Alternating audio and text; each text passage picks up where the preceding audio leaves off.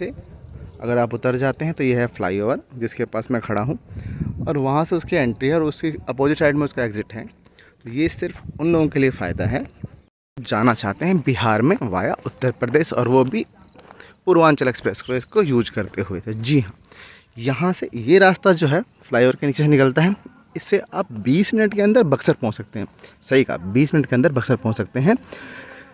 तो जो कहते थे कि विकास कहाँ है, विकास पैदा हो चुका है और 10 साल का हो भी चुका है शायद, उनको समझना चाहिए इस चीज़ को।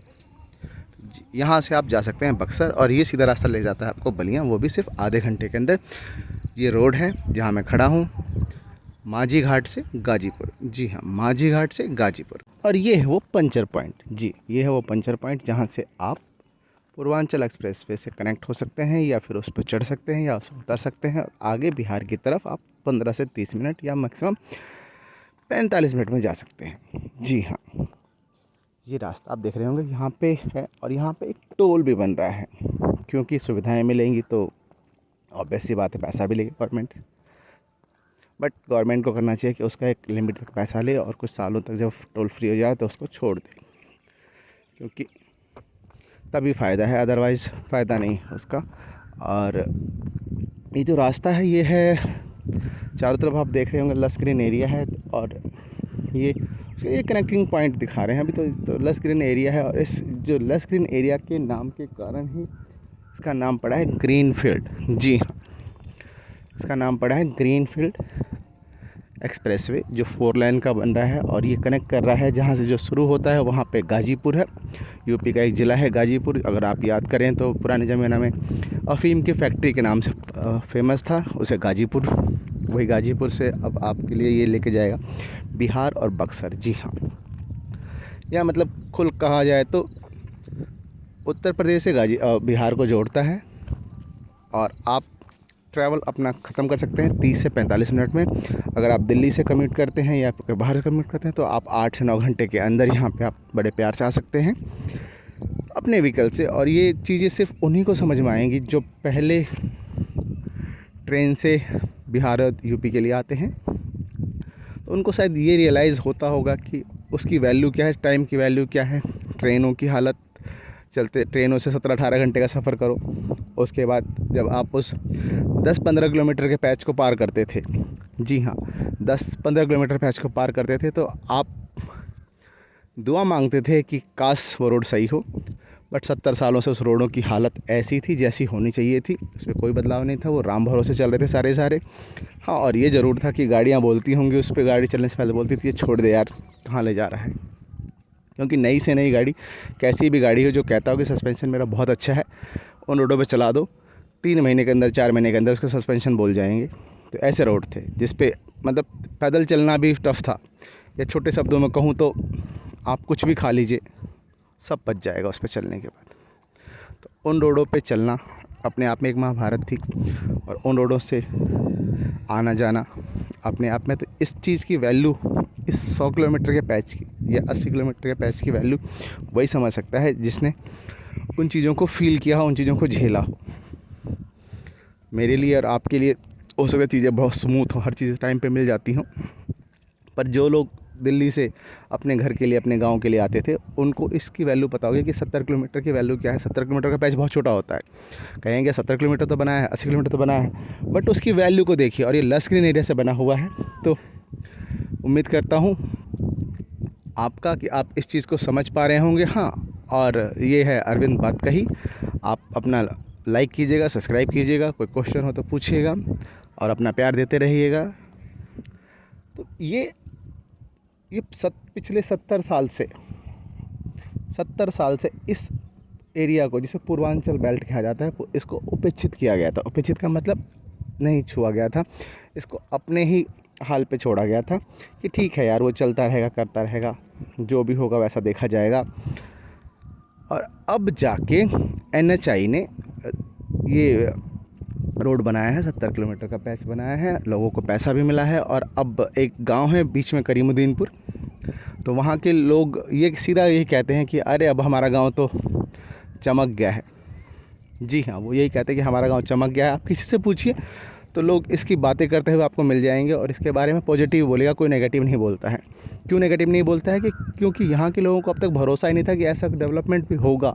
जी हाँ, यहाँ पे अब तक डेवलपमेंट भी होगा, तो इसलिए ये चीज़ें आई हैं। तो उन्होंने बोला है कि भाई अभी ऐसा हो सकता है या नहीं हो सकता है, क्यों अब तक तो लोगों को ये लगता था कि ठीक है यार, जिस कंडीशन पे चल रहा है वैसे चलते रहना चाहिए, यही हमारा भाग्य है, यही है वो चीज़ है, कुछ होना जाना है नहीं, गवर्नमेंट आती रहेंगी जाती रहेंगी। तो ये सीधा कहा जाए कि यहाँ के लोगों को as a rubber stamp use किया गया है वोट के टाइम में। जी, एज अ रबर स्टैम्प। आपने वोट दिया, ठीक है, कोई बना, कोई आया, कोई नहीं हुआ।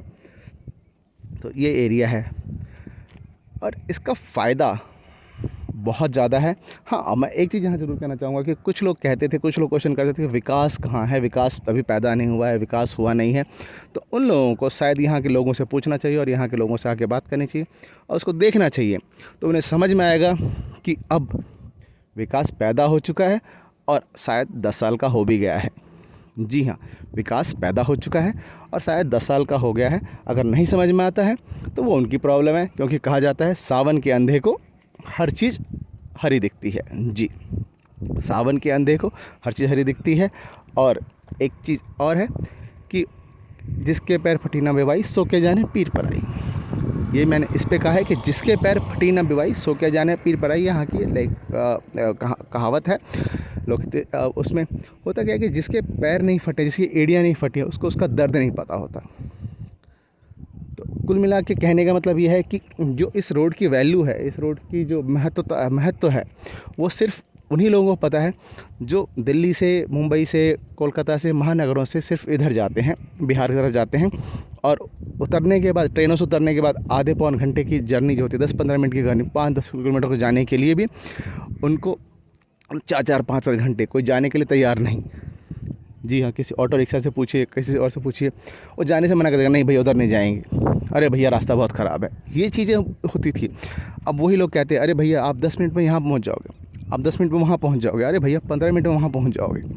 तो ये विकसित भारत की तरफ बढ़ते हुए कदम है और ये हो रहा है, ये ग्राउंड पे दिखता है।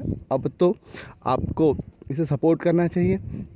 हाँ, इतना सुंदर एरिया है, लस ग्रीन एरिया है, बिल्कुल आप ये देख पा रहे होंगे सारा।